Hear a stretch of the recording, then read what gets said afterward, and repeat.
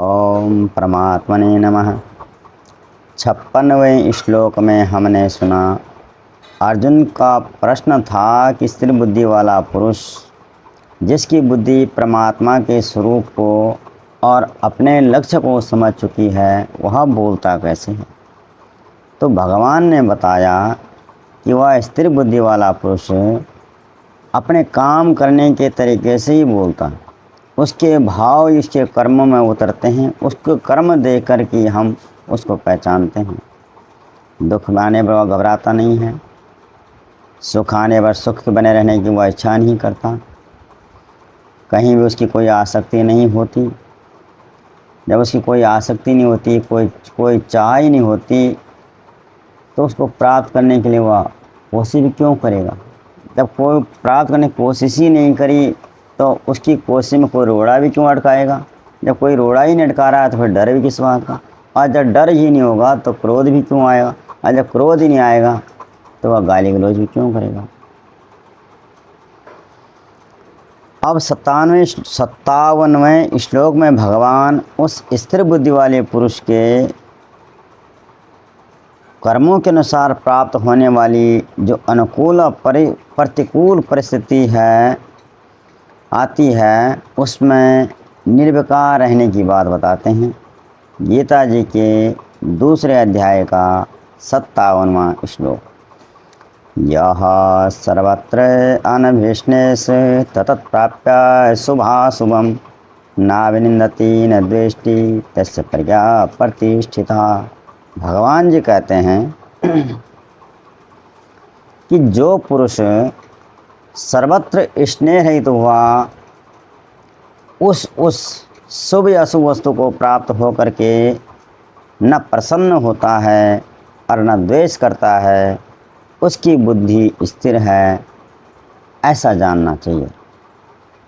अब इस बात को हम अपनी समझ के अनुसार समझने की कोशिश करते हैं।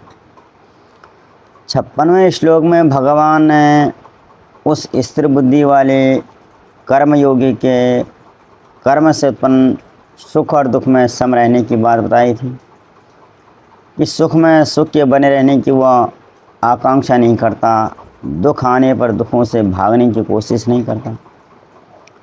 57वें श्लोक में भगवान जी बताते हैं कि कर्मों के अनुसार प्राप्त होने वाले जो भी परिस्थिति हमारे सामने आती है, चाहे अनुकूल हो या प्रतिकूल, उसमें हमें कैसे रहना है, यह बात बताते हैं, हम समझते हैं।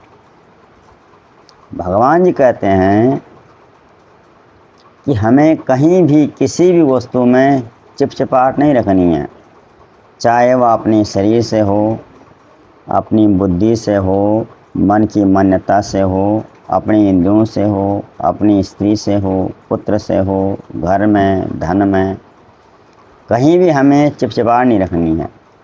हम इनका बर्ताव करें, पर भीतर से भाव रहे कि ये इस जन्म में जो कोई भी मेरे सामने आए हैं, ये मेरे पूर्व कर्मों के प्रारब्ध के कारण ही मिले हैं। वर्तमान में इनके प्राप्त होने में मेरी कोई बड़ी उपलब्धि नहीं है। जो कुछ मिला है वह मेरे प्रारब्ध के कारण मिला है, मेरी खासियत की वजह से नहीं। जब हमें इस बात का भान होगा, ज्ञान होगा, तो हम किसी भी वस्तु को अपनी मान कर उससे चिपके नहीं रहेंगे। ये मेरी है तो मेरे अनुसार ही चलें, ऐसा ज़रूरी नहीं है। संयोग होने पर उनसे हम यथायोग्य व्यवहार करें, बर्ताव करें, पर भीतर से निर्लिप्त रहें।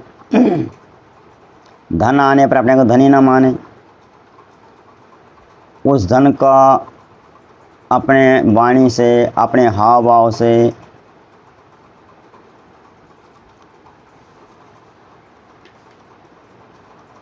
दिखावा प्रदर्शन ना करें, जिससे अपने आसपास कोई हलचल पैदा हो जाए, और वही धन के चले जाने पर हम रोना पीटना चालू ना कर दें, शोक न मनाने, अरे ये गया गया, फिर वहाँ भी हलचल पैदा ना करें। बस प्रारब्ध के अनुसार ये आते हैं और चले जाते हैं, फिर रोना धोना किस बात का, जैसे आए थे वैसे चलेंगे। तो जो भी परिस्थिति हमारे सामने आए न उसका अभिनंदन करें, उसके आने पर उसका उत्सव न मनाएं और चले जाने पर हम रोना पीटना न करें। समझें कि भाई आने जाने वाली चीज़ें हैं, आती हैं चले जाती हैं। वैसे भी हमारे पे में क्या फ़र्क पड़ता है, धन आता और चले जाता, हमारे पे कोई फ़र्क तो पड़ता नहीं है। केवल हम इसको मान कर ही अपने भीतर हलचल पैदा करते हैं। धन के आने जाने से हलचल पैदा नहीं होती है, उसकी मान्यता से ही हलचल पैदा होती है। उसको अपना मानने से, हाँ ये मेरा है, ये मेरा है। अब कोई बैंक का कर्मचारी है, बैंक में कितना ही पैसा आ जाए तो वो ज़्यादा खुश नहीं था, मेरे पास बहुत पैसा आ गया, और सारा पैसा बैंक से निकाल भी दे तो भी उसको कोई फर्क नहीं पड़ता, जो उसका वो है नहीं, उसको अपना माना नहीं, तो सुख दुख कैसा है। तो जिस वस्तु को हम अपना मानते हैं मान्यता के आधार पर, उसी से हमें आने जाने पर सुख दुख होता है। तो हमें ये समझना चाहिए कि इस शरीर के साथ, इस शरीर के लिए इस जन्म में हमें जो कुछ मिला है वह हमारे प्रारब्ध के अनुसार मिला है। हमें उसका यथा योग्य इस्तेमाल करना है और भीतर से लिप्त रहना है, कहीं भी फंसना नहीं है। शरीर का पोषण तो प्रारब्ध ही करता है, तो सुखी दुखी क्यों होगा, जोगा सो देखा जाएगा। धन्यवाद। आज की चर्चा वहीं विराम देते हैं।